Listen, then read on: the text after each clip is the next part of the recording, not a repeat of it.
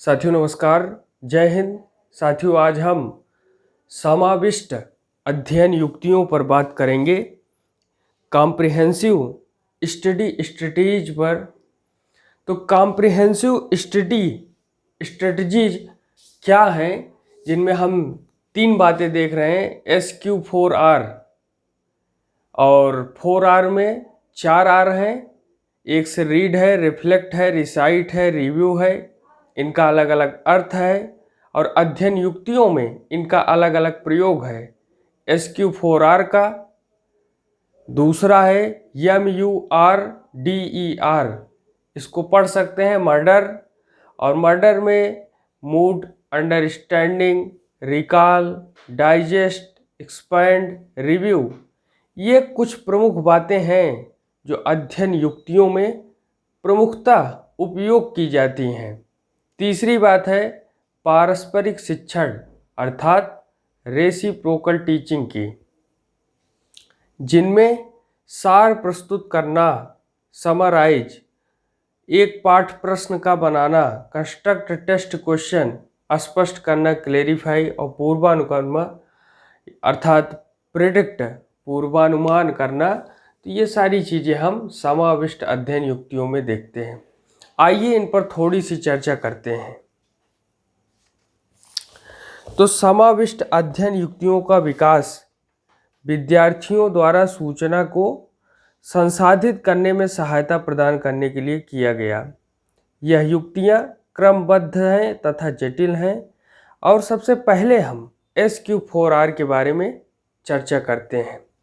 तो यह सबसे पुरानी और बहुत अधिक उपयोग में लाई जाने वाली अध्ययन व्यवस्था है। कौन सी? SQ4R, जो सबसे ऊपर आप पहले लाइन में देख रहे हैं।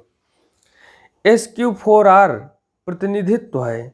S से क्या होता है? सर्वे अर्थात सर्वेक्षण। S से सर्वे अर्थात सर्वेक्षण, Q से क्वेश्चन अर्थात प्रश्न, R से रीड अर्थात पढ़ना, R से रिफ्लेक्ट अर्थात चिंतन, R से रिसाइट अर्थात वाचन, किसी चीज़ को शुद्ध तरीके से पढ़ना भी वाचन प्रक्रिया है, R से रिव्यू अर्थात पुनर्विलोकन। तो इन सभी पहलुओं पर हम संक्षेप में चर्चा करते हैं। तो यह विद्यार्थियों को एक पाठ का अध्ययन क्रमक पदों में करना सिखाता है। 3 विद्वान हैं, एडम्स, कार्नायन एवं जर्स्टेन। इन्होंने 1982 में एक वर्णन दिया और एक प्रभावशाली युक्ति की भांति करते हैं, जो दोनों तुरंतकालीन सीखने को पढ़ाने और धारण में वृद्धि करने के लिए प्रयोग की जाती है। तो ये तीनों महोदय ने मिल करके इस युक्ति को इजाद किया है। तो इसमें जो पद हैं वो सर्वेक्षण का अर्थात तात्पर्य है कि पदार्थ का मंथन करो, उसमें से निकालो, सर्वेक्षण करो, और शीर्षकों को पथ प्रदर्शन की भांति प्रयोग करो। अब हम सभी सर्वेक्षण शब्द को कई बार सुने हैं। सर्वेक्षण शब्द का इस्तेमाल चीज़ों को निकालने के लिए ही, मंथन करने के लिए ही निकाला जाता है।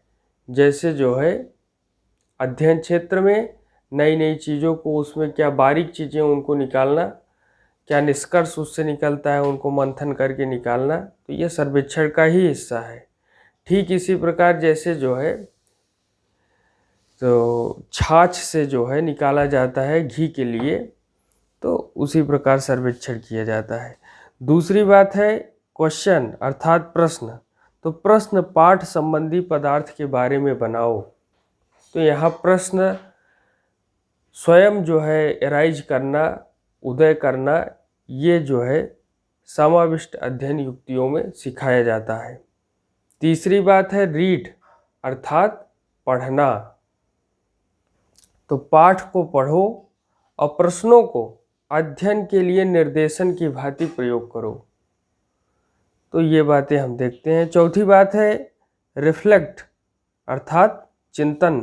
तो इस बारे में चिंतन करो कि क्या पढ़ा गया, और नई सूचना और जो कुछ पहले ज्ञात है उसमें संबंध स्थापित करो।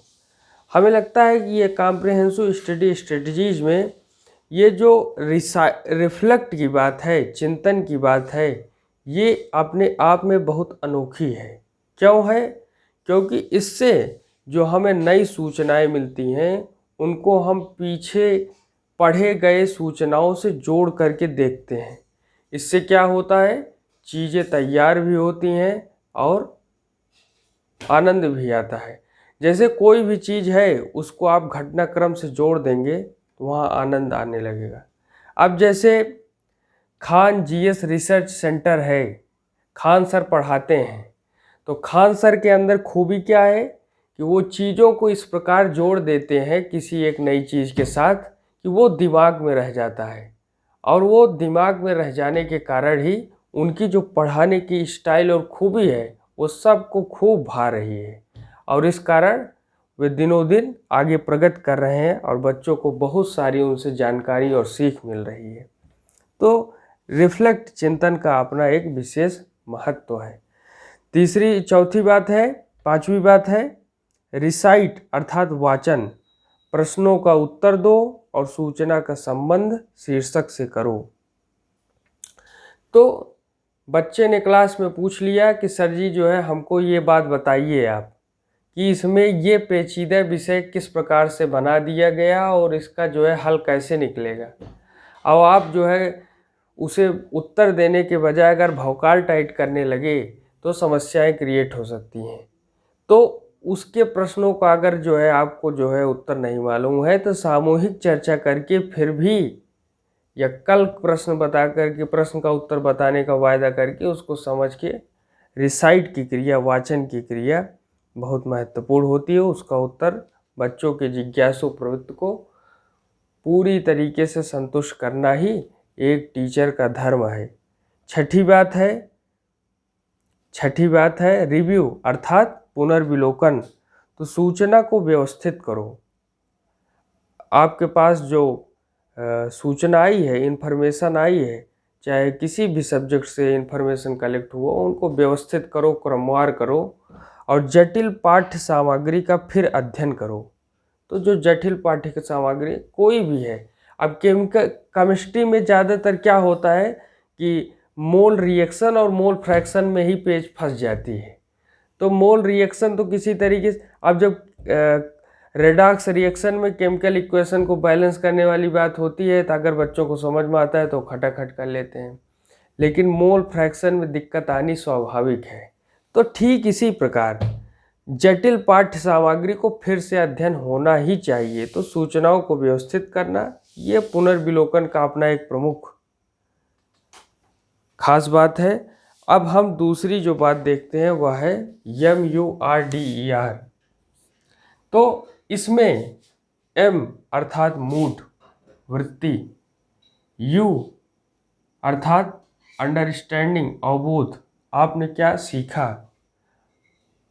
और मूड की वृत्ति की बात है कि जैसे कहा जाता है कि आज हमारा ये कार्य करने का मूड है, आज हमें 2 चैप्टर पढ़ने का मूड है, आज हमें 8 क्वेश्चन लगाने का मूड है। तो ये वृत्ति है, और इस मूड के सहारे ऐसे बहुत सारे कार्य किए जा सकते हैं जो वेरी इजीली वे में हो सकते हैं, और इस कार्य को मूड में होने के कारण आपको उस कार्य को करने में बहुत ज़्यादा एनर्जी नहीं खपत करनी पड़ती। क्यों? क्योंकि उस कार्य से आपको इंटरेस्ट आ रहा है। तो इंटरेस्ट के कारण, ये वृत्ति के कारण अध्ययन युक्तियों में काफ़ी सहयोग मिलता है। अगली बात देखते हैं कि रिकॉल अर्थात पुनः स्मरण। कहते हैं टीचर क्या कहते हैं कि बच्चों को ये रिकॉल करा दो कि कल जो है छुट्टी है या कल जो है पेपर है या इस विषय को याद करके आना है। तो एक बार वो चीज़ें बताई गई रहती हैं, दूसरी बार उसे क्या किया जाता है, रिकॉल किया जाता है, अर्थात उन्हें जो पुनः स्मरण में डाला जाता है। और स्वयं से भी किसी चीज़ को रिकॉल करना, याद करना, मेमोराइज करना, ये एक अध्ययन युक्तियों का हिस्सा है। अब अगला देखते हैं कि डी फॉर डाइजेस्ट अर्थात पाचन। आपने जो पढ़ा उसे पचा लो, आपने जो सीखा उसे रक्त में बसा लो, आपने जो कार्य किया उसको उससे एक्सपीरियंस लो, उससे अनुभव लो। तो ये क्या है? डाइजेस्ट है, पाचन है। कभी कभी किसी को हजम नहीं होता, तो जब हजम नहीं होता तो दिक्कत हो जाती है। भोजन आपने किया, हजम नहीं हुआ तो फिर दिक्कत हो जाती है। तो ठीक इसी प्रकार डाइजेस्ट, पाचन का अपना महत्वपूर्ण रोल है अध्ययन युक्तियों में। या आपने जो सीखा उसको किस तरीके से आप प्रभावी प्रयोग करेंगे, यह डाइजेस्ट पाचन का हिस्सा है। अगली बातें हम देखते हैं एक्सपैंड अर्थात विस्तार। कोई भी चीज़ है उसका विस्तार क्षेत्र होता है, हर विषय का विस्तार क्षेत्र होता है और नई नई बातें निकलती हैं। तो अध्ययन युक्तियों के हिस्से में यह भी महत्वपूर्ण रोल निभाता है। अगला है रिव्यू। रिव्यू का तात्पर्य है पुनर्विलोकन।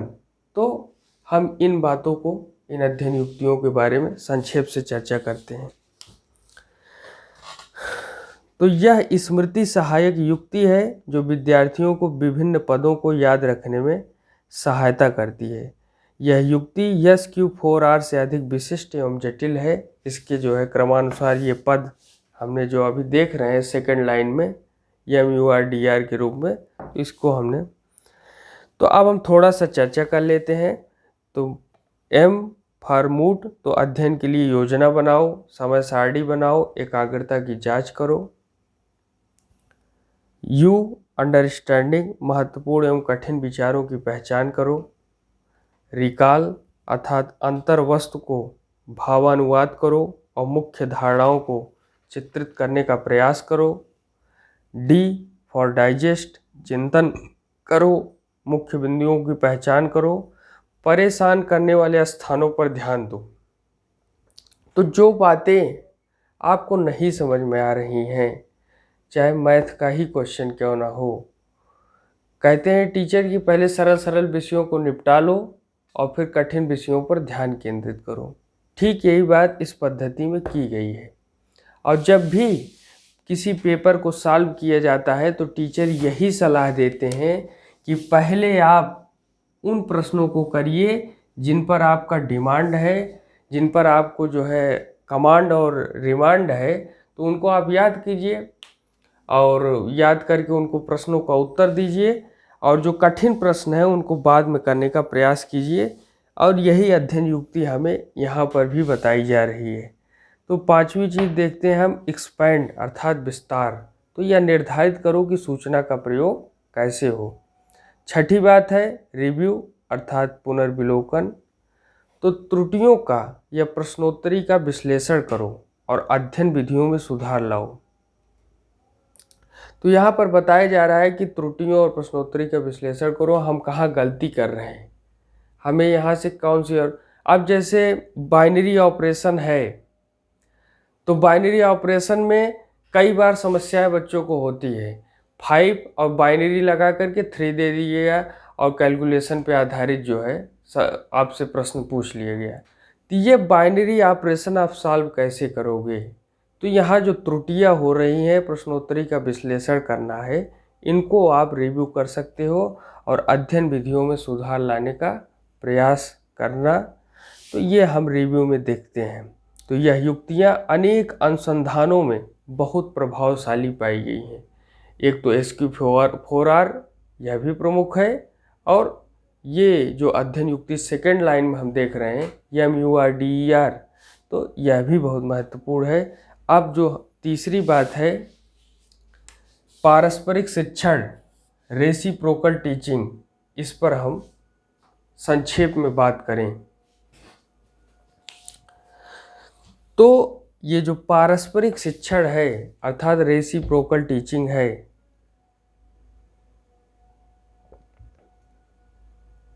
यह जो है सबसे अधिक विकसित और पूर्णतः अनुसंधान से की हुई अध्ययन की कौशल की युक्ति है। अगर आप इस युक्ति का उद्देश्य जानने का प्रयास करें तो आपको यह पता चलेगा कि विद्यार्थियों को अपने उस पाठ्य पदार्थ की समझ की जांच करना सिखाना जो वह पढ़ रहे हैं। यह समझ संबंधी जांच प्रक्रिया के पदों को प्रत्यक्ष, स्पष्ट एवं निश्चित बनाकर सिखाया जाता है। तो रेसिप्रोकल टीचिंग में पाठ्य पदार्थ की समझ की जांच करना अर्थात अपनी इन्फॉर्मेशन को सत्यापित करने की बात रेसिप्रोकल टीचिंग में बताई जा रही है। तो हम रेसिप्रोकल टीचिंग में जो प्रमुख बातें देखते हैं उन पर हम देखते हैं कि सार प्रस्तुत करना, समराइज, इसमें है मुख्य विचार का जो लेखांश का है, और एक पाठ का प्रश्न बनाना, कंस्ट्रक्ट टेस्ट क्वेश्चन। आप देख रहे हैं पारस्परिक शिक्षण में दूसरी लाइन, इसका है जो लेखांश का सार व्यक्त करता हो। तीसरा है स्पष्ट करना, क्लेरिफाई, तो किसी भी लेखांश के उस अंश को जो स्पष्ट नहीं है उसको स्पष्ट करना, क्लेरिफाई। और पूर्वानुमान करना, प्रिडिक्ट, अर्थात लेखक क्या अगले लेखांश या पैराग्राफ में कहेगा इसका भी अनुमान लगा लेना, यही प्रिडिक्ट है। प्रिडिक्शन यही है। मौसम विभाग वाले क्या करते हैं, आज बरसात होनी है कि नहीं होनी है, तो जो मशीनरी लगी है वहाँ प्रिडिक्ट कर देगा कि बरसात 7 रोज बाद होगी या 2 रोज बाद होगी, जो भी प्रेडिक्शन आएगा संभावित तरीके से वो जो है। तो हमने ये प्रेडिक्ट पूर्वानुमान करना साइंस के क्षेत्र से लेकर के हर क्षेत्र में करने का प्रयास किया है, और यह पारस्परिक शिक्षण का रेसिप्रोकल टीचिंग का एक हिस्सा है। इस युक्ति में शिक्षक पहले पद का प्रतिरूपण करता है और विद्यार्थियों में उसका अभ्यास कराता है, फिर दूसरे पद पर आता है और फिर अभ्यास कराता है। धीमे धीमे वह तीसरे और चौथे पदों पर पहुंचता है। यानी ये जो पद दिए गए हैं, summarise, construct test question, clarify और प्रिडिक्ट, ये क्रमागत रूप से चलेंगे। पहले 1 चलेगा, फिर 2 चलेगा, फिर 3 चलेगा, फिर 4 चलेगा। ये क्रमवार चलेंगे इस तरीके से।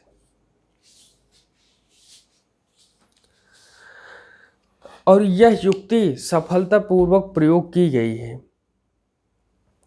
जो उदाहरण इसमें हम जानते हैं और बताया गया है कि तीसरे ग्रेड के विद्यार्थियों से लेकर के कॉलेज तक के विद्यार्थियों के साथ अनेक विषयों में यह प्रयोग सफलतापूर्वक किया गया है पारस्परिक शिक्षण का। शिक्षक इसे शीघ्रता से सीख लेते हैं और अपने कक्षा शिक्षण में इसका प्रयोग करने लगते हैं। किंतु जो है इसमें एक दोष बताया गया है कि दोष यह है, यह केवल 6 से 8 विद्यार्थियों के समूह के लिए निर्माण की गई है, बड़ी कक्षाओं में इसका प्रयोग नहीं किया गया है। अर्थात ये जो टीचिंग का मेथड है पारस्परिक टीचिंग का, कि समराइज करना और कंस्ट्रक्टर्स, क्लेरिफाई, पूर्वानुमान, ये किसी एक विषय को लेकर के, एक टाइटल को लेकर के ये बातें होती हैं, और ये सामूहिक 6 से 8 लोगों का या 10-15 लोगों का समूह बना करके प्रयोग की जाती हैं, और किसी एक बड़े क्लास के लिए इसको जो है बहुत उचित ढंग से नहीं पाया गया है, ऐसी बातें कही गई हैं। और बाकी इन सब का प्रभावी प्रयोग काफ़ी लाभपूर्ण है, और हमने समाविष्ट अध्ययन युक्तियों पर बात की। आगे हम किसी अन्य विषय पर बातचीत करेंगे। धन्यवाद। जय हिंद।